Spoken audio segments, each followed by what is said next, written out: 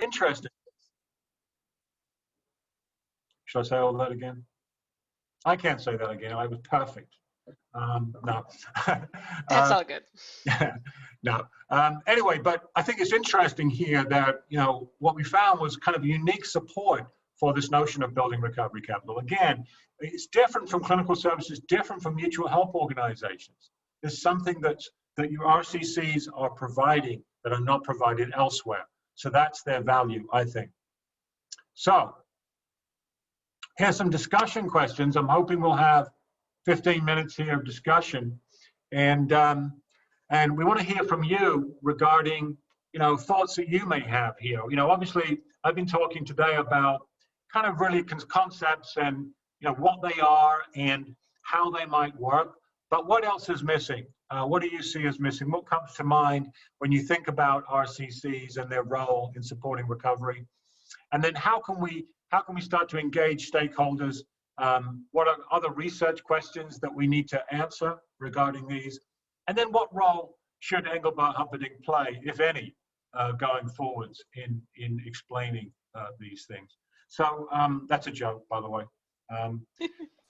I just like saying Engelbart-Humperdinck because it's such a great name. His real name was Jerry Dorsey. They changed it to Engelbart-Humperdinck. Can you believe that? I mean, what's wrong with Jerry Dorsey, for goodness sake? That's show business for you. Anyway, not that I like Engelbart-Humperdinck or anything, but I don't. I just like saying his name. Anyway, that's enough. So I'll turn it over to you guys, and hopefully we can share your thoughts, any questions, and we'll have a facility, just so you know, on the website, I think, where we'll be able to post questions and comments and things like that, or at least document other thoughts that you may have as we go along here in this 5-year journey of building infrastructure for recovery community centers. Thank you so much for listening and coming today. And please speak up and let us know your thoughts and questions. Yes, hello? Yeah.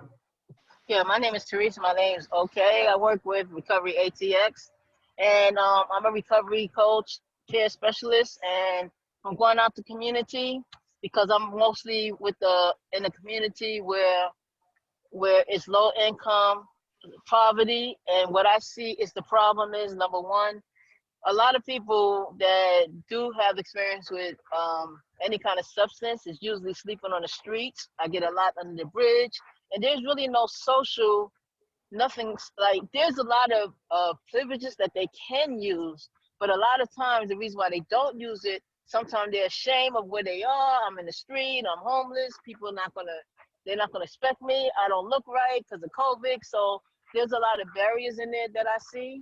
And then also that I do see is the ones that you try to get housing, they've been so comfortable living where they were living that they really don't want to go into a house. They just like real comfortable like where they at. Those are the downfalls that I see. And then like when I do go to the community where they're supposed to have a place where they housing all the homeless, and they have a lot like where there's a tent where they all can live, like it's called tiny houses. And the problem that I see with those is a lot of times the support that they can get, people now because of COVID is really afraid to go face to face, and trying to figure out ways on how we can do that. Yeah.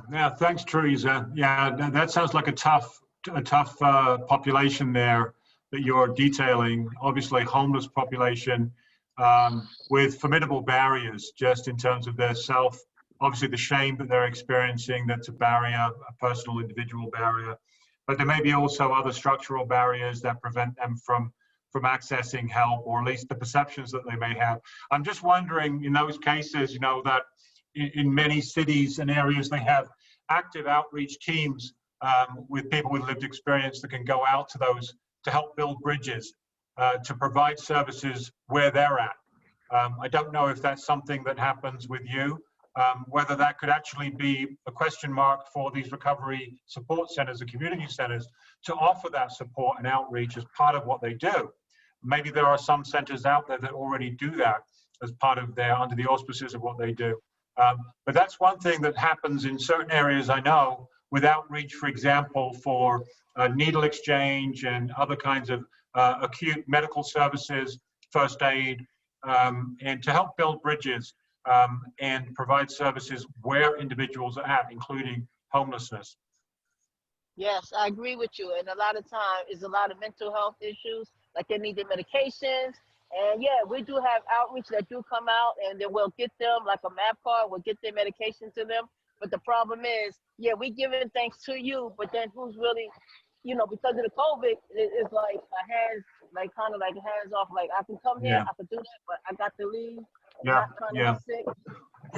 No, it's amplified, isn't it? It's amplified under the COVID conditions for sure. Exactly. And that's a real shame. Of course, everybody's suffering, and these individuals are suffering even more probably because of that. Yeah. That's right. Thanks, Teresa. Thanks for raising that issue. That's something that we'll put on the radar screen as a real issue that to address as part of what we do. All right, thank you so much. I mean, man, you experience a lot of the same here in downtown Atlanta. Same situation. Thanks, Cassandra. Could I ask a question? My name's Sarko. I'm from Winthrop, Mass. I just wanted to see how this group is faring with trying to get the feds to view substance use disorder as a mental illness and aid in decriminalizing self-directed behavior. Granted, at times it's dysfunctional self-directed behavior that is causing harm, but kind of moving it, speeding up its movement out of the criminal justice sphere and into the public health sphere, kind of like Oregon just did. And I'll quiet down and take your response. Yeah, I know in Texas where I live, they actually offer recovery support service coaches, 46-hour training inside the prison. And what that does is help people so when they get out, we've had like 22 different cities in the state, throughout the state, where they have recovery support centers that they can go and attach with somewhere near them in most cases, not all, so that when they get out, they can go and volunteer and help. And some of them even get a job overtime, you know, so that's been something else. The other thing I was thinking about, as I heard the young lady talk about homelessness, we have developed a resource list of churches, different organizations. We have network meetings with about 30 different organizations in the community in which we live. And we collaborate together to help, you know, homeless folk at different times, you know, with things. Of course, COVID has thrown a wrench in everything. So we do some things on Zoom. Of course, homeless people, they may not have access to Zoom, so we have to go out with mask up and go out and touch, reach out to them. Yeah, thanks, Emmanuel. Thanks for that, Emmanuel. Yeah, it's really good. Yeah, go ahead. This is Jennifer Williams. I just wanted to chime in. I actually have I work in the state of Florida, and I actually have a coworker who works in the state as well. And you know, the lady who was talking about the individuals who are experiencing homelessness, you know, not wanting to be a part of the community because of, you know, their circumstances at the time and not having access to showers. We live in a pretty rural area, but like there's a community breakfast on Saturday morning where there's an organization that has a mobile shower unit, and they bring it in, and no one has to be in contact with people. I mean, somebody has to go in and clean it, obviously. But you know, those are different partnerships, the community showers. And then the lady that I work with, she was actually had experienced homelessness for a significant amount of time. So she was able to overcome those barriers because she didn't want to sleep in a house or an apartment when she first got one, because she was so uncomfortable, and the fear of adapting back to that and then going and then potentially becoming, you know, in that situation again was overwhelming. So, but she was able to work through that, and now she has her own home with her kid, and I mean, she works for the state. She's doing really well. So yes, these are real barriers, but that is really, you know, one of the important things about lived experience and peers, because someone who's had similar experience can come alongside and say, hey, you know, I understand. Like it's a hard thing, and let's see what we can do to work through it. And I mean, I know it's challenging, but it's not hopeless. Thank you, Jennifer. Thanks, I just Jennifer. like to add to that with everything that the people had just said, because I feel like, you know, giving that hope and that self-esteem, and if people are actually believing that there is a valid course to where they will succeed in building those relationships, that gives them a lot better chance. And that kind of goes to some of the research that you just showed also. If people feel like they have the opportunity where things will move forward and they feel supported, then it just raises the likelihood of them succeeding. And I think that's one of the big bases that we're working on right now, is to try and foster that sense of community and that sense of self-esteem and just make things available. I think that goes a long way. I'm Zach with ISARA. I work out of Ogden, Utah. I'm a peer recovery co-chair, and outreach is probably one of my favorite aspects of my job. COVID has thrown a monkey wrench in it, like everybody's saying, but this won't last forever. And homelessness is always going to be a problem as long as we attach financial issues to it. If we treat it like a humanitarian issue, it'd work out different, I think. And as for centers and their success rate in the community, I think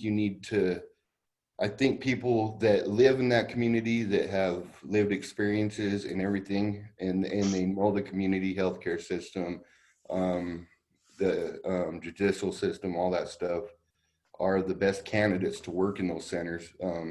So they know the geographic, and they know the people that live in it, and they know the justice system and the jails and the prisons, and I think they would have the most success in a center.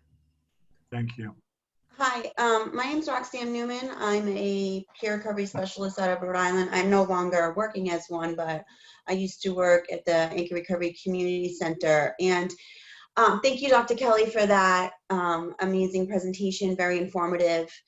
In terms of research, I'm wondering if it would be beneficial to look at the actual recovery coach, the peer recovery specialists, and their interactions with the people who use the center. For instance, in Anchor, I know that, you know, we would work one-on-one with people and talk to them, and we might be able to see and analyze, like, what type of interactions work better for, you know, with outcomes, as far as even when, like you were saying, that alcohol use disorder, that specific population, like what type of retention, what works better for retention, considering in early recovery, it's so important. These recovery centers are very pivotal and important in building that recovery capital. So I definitely think looking at the peer recovery coaches, and in addition to that, also looking at what works for the peer recovery coaches in terms of for them.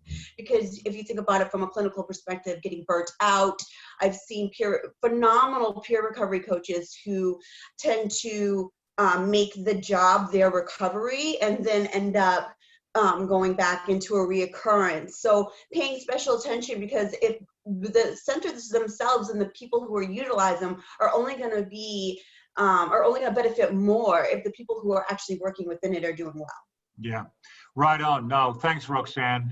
Thanks for that comment. That's another very important research question, isn't it? A set of research questions, really. You raise a number of very important points in terms of burnout and overextension, which people, you know, often when they get into recovery, they want to give back and they want to help, and they feel that kind of responsibility. Something to drink. And they have that ability to do that, to play that role when few others can. But there is a danger, of course, of overextending oneself.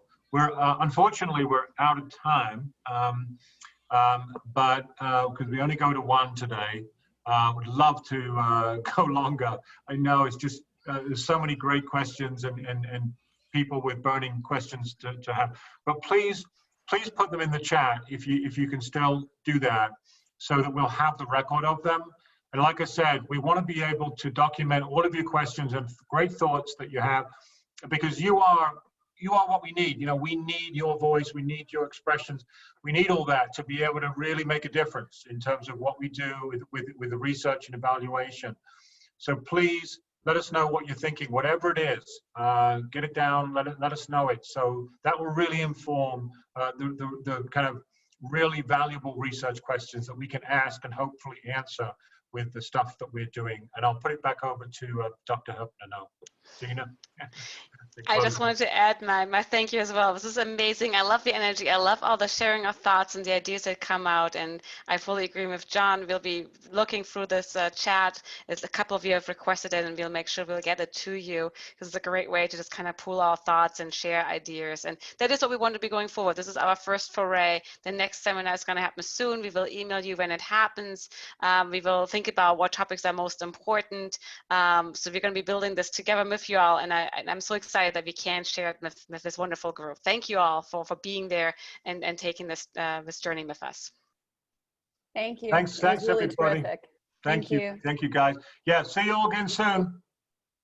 Have a great Thanksgiving, everybody. Stay safe. Sure. Thanks. Thank you all. Thank you. Happy Thanksgiving. Can we stay on a minute and write our questions in the chat? You're gonna stay here. Oh, hey, I'm already here. So can I ask the question? Can I ask the question? So, Dr. Kelly, I've been stalking you forever, and I was there. I advocated for you to be at the New England School of Addiction. I was like, so with regards to the science, the neuroscience of addiction, the neurobiology of addiction, we've done very, very well in explaining what happens to the brain with use. And I've been listening to you trying to see, do we have, you get into it, you know, the dopamine receptors and all that, but I wish you could package the neurobiology or the neuroscience of recovery into like just the science, and because my question has always been, do people come back on board? Do they get well? Do brain images actually change? Because we see the brain images when people have used, and you can see how the matter is less and all that stuff.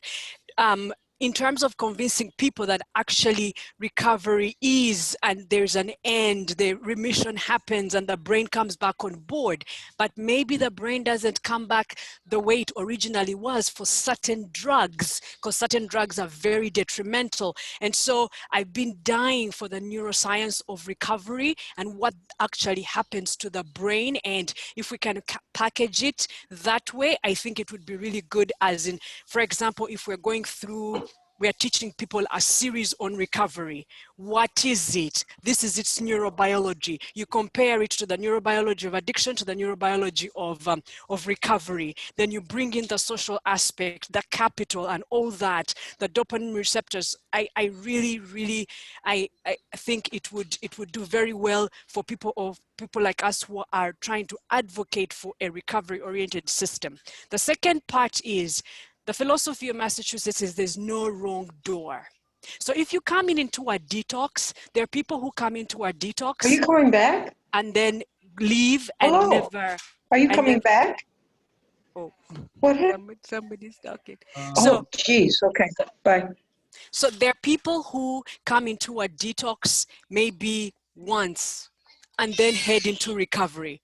There are people who do a detox and then a residential and then go into their recovery. There are those who come in. So how do we build a recovery-oriented system at every level of treatment, rather than waiting for the person to be discharged out of the treatment system and then start their recovery? No, recovery is at every point of this person's journey. And so I've been wondering, for example, if I'm working in a residential service, or at least I'm overseeing services that are residential, I want them, that the aftercare coordinator is thinking about the person's recovery and thinking about all those things that were outside that that slide that you showed, the outside thingy of, the middle had assessment, treatment, blah, blah, blah. But the outside had those particular things, and that we make them part of treatment. Because if we say it's a chronic disease, we say it's a brain disease, then it should have an end. if people get better from cancer, if they get better from all these chronic diseases, then everybody who touches this person should be thinking of recovery as the end, and what does it take, not just treatment but all these other things. So if the person is being discharged out of a detox, so in other words, the same way we have built a trauma-informed system, I would want us to think about a recovery-oriented system. And how does that look like, such that at every point that we touch a person, we are thinking of recovery as the end, you know, not just after we discharge them, you know? Yeah, so just food for thought, the science and what a recovery oriented system of care looks like, because really every system that is built around addiction should be having recovery as the goal, not just finishing treatment, not just, you know, finishing your number of, you know, groups and things like that. No, recovery is the goal. So, hey. Yeah, well said. Thank you for hearing me out. Okay. Yeah, I'm glad you got that off your chest. Oh, it's been on my chest. I was like, I never got a chance to tell you when you came to DPH. I never got a chance to tell you when at the New England school. So here I am. I'm a great advocate. I am, yeah. Well, alrighty. Beautifully said. Beautifully. Yeah. Yeah, so food for thought. You're right on, absolutely. I don't think there's many people here, if any, would disagree with you. Yeah. Because Lillian, you know, in terms of absolutely, that's what every clinician we should be thinking about. Is not just about how do I treat this person, but how do I get them connected and increase the chances of long-term remission and recovery. Yes, actually, long-term remission. And I like the word remission because I think that's the language of clinicians. They think of remission that way, because if we're selling this as a chronic disease, we might as well go all out. As in, and use the language, because sometimes people separate recovery from addiction as if it's some kind of thing that's out there for people who, oh, I have these many years of recovery on my belt. No, as in remission is, you know, there's wellness at the end of this journey. And so things like brain images that show that actually people do get better, and dopamine receptors get better when you stop using, and things like that. People start to feel better physically, people start to feel better, you know? So I think adding beef to that neuroscience and packaging it as just the neuroscience of recovery and remission, actually the neuroscience of recovery and remission would do us very, very well. We can teach it, we can you know, have it as a group in everywhere. Clinicians can learn more about it. I think it would be really great. Thank you, Lillian. It's good to hear someone with so much passion. We need that. Dr. Kelly, I'm Anne Marie from Texas Tech University, and we miss you. We need to have you back down again. But what I want to mention is I've been in recovery in 1986, and since 1986, and we're getting there. You know, we need, you know, but people have got to take up the torch and start moving. You know, at our center, we work with students in recovery, and we've had to really look at how we deal with people when they return to use. You know, it used to be you lose your scholarship, you know, and now, but you know, but it just takes time, and it takes working with, you know, what we already have in place. But Dr. Kelly, thank you so much. Love you. Me too. Me too. Me too. Gotta go. Thank you. Thank you so much. Thank you so much for supporting us. Yeah. Thank you. Thank you guys. Yeah. Well, you make it. Yes. You make it. Thank you, guys. Yes. Thank you all so much. I have to go, but great to see you all. Thank you so much, everybody. Thanks for those great comments and great questions. And please stay tuned. Please stay tuned for the future webinars. And we'll be emailing you. So look out for the emails, and we'll see you all again soon. But reach out as well independently if you want. Okay. Hey, John, is that your home office? Yes. Very nice, very nice. We're hiding in closets, some of us, from our children. So I was like, I like that office. Okay, I'm very lucky, very lucky. Yeah. All righty. Thank you so much. Bye-bye. Thank you, guys. Yeah. See you guys And later. if any Bye of you now. have any questions left, you can post them in the chat and we'll save it with the recording. Thank Okay. you. Thank The you. last bit. Presentation. Thank you so Thank much. you. Bye-bye. Bye. Thank you again, everybody. Definitely appreciate it. Thank you. Thank you all so very much. It's been fantastic. Thank you. I'm glad.